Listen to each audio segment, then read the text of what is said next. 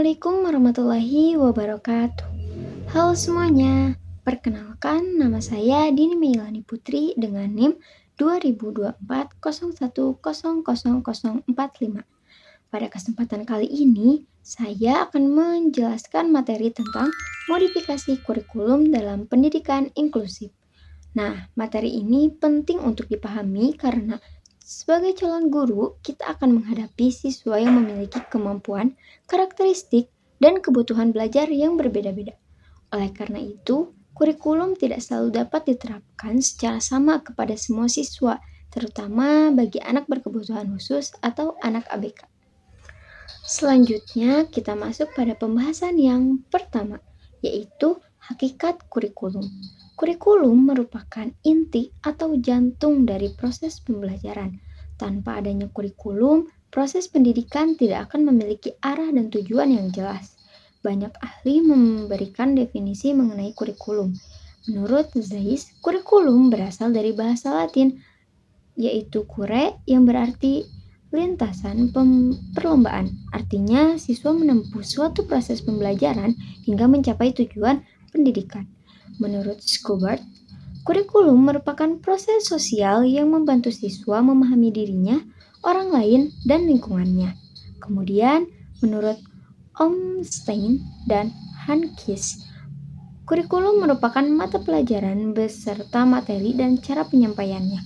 Sedangkan menurut Forsyth, kurikulum adalah seluruh pengalaman belajar yang diperoleh siswa selama berada di sekolah. Dari berbagai pendapat tersebut, dapat disimpulkan bahwa kurikulum ini bukan hanya daftar mata pelajaran, tetapi seluruh pengalaman belajar yang dirancang untuk mencapai tujuan pendidikan. Nah, agar guru mampu menyusun kurikulum dengan baik, guru harus memahami landasan kurikulum.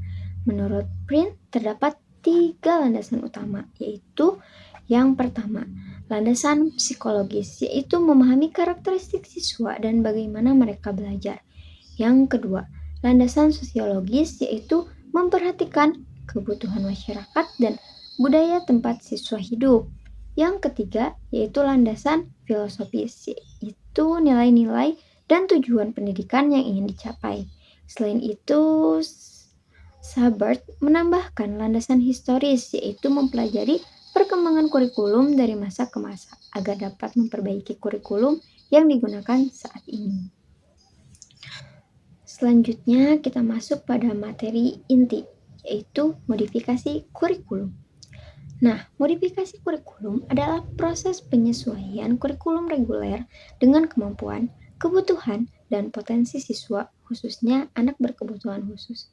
Penyesuaian ini dapat dilakukan terhadap berbagai aspek seperti tujuan pembelajaran, materi, waktu belajar, metode pembelajaran, media, lingkungan belajar, hingga sistem penilaiannya. Tujuan utamanya adalah agar setiap siswa memperoleh kesempatan belajar yang sesuai dengan kemampuan dan kebutuhannya. Dalam pendidikan inklusif, sekolah tetap menggunakan kurikulum nasional, tetapi kurikulum tersebut disesuaikan dengan kebutuhan masing-masing siswa.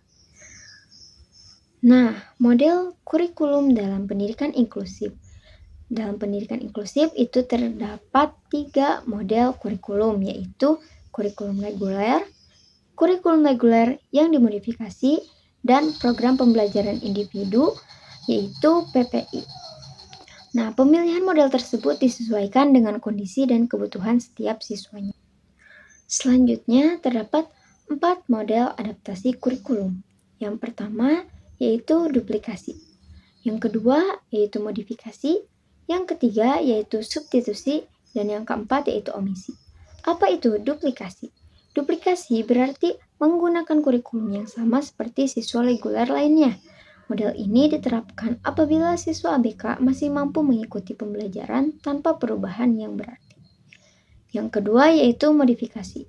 Modifikasi berarti mengubah atau menyesuaikan kurikulum sesuai kemampuan siswa. Misalnya, materi dibuat lebih sederhana, waktu belajar diperpanjang, atau cara penilaiannya yang disesuaikan.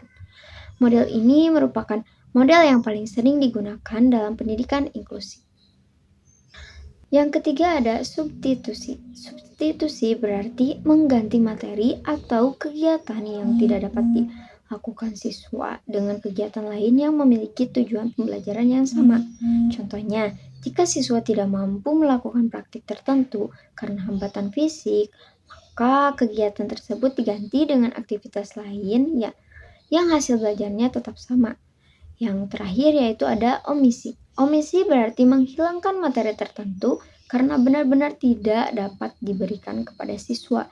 Berbeda dengan substitusi, pada model omisi tidak ada materi pengganti karena materi tersebut memang tidak memungkinkan untuk dipelajari oleh siswa. Nah, dapat disimpulkan bahwa modifikasi kurikulum merupakan salah satu upaya penting dalam mewujudkan pendidikan inklusif. Melalui modifikasi kurikulum, setiap siswa memperoleh kesempatan belajar sesuai kemampuan dan kebutuhannya. Guru memiliki peran yang sangat penting dalam memilih bentuk adaptasi yang tepat, baik melalui duplikasi, modifikasi, substitusi, maupun omisi, sehingga tujuan pembelajaran tetap dapat tercapai secara optimal. Dengan demikian, penjelasan yang dapat saya sampaikan. Mohon maaf apabila terdapat kekurangan dalam menyampaikan materi. Terima kasih atas perhatiannya. Wassalamualaikum warahmatullahi wabarakatuh.